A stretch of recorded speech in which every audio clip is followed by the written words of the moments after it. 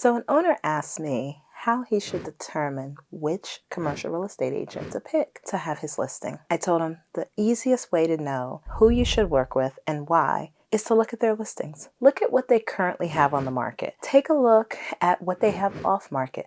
Look at their marketing.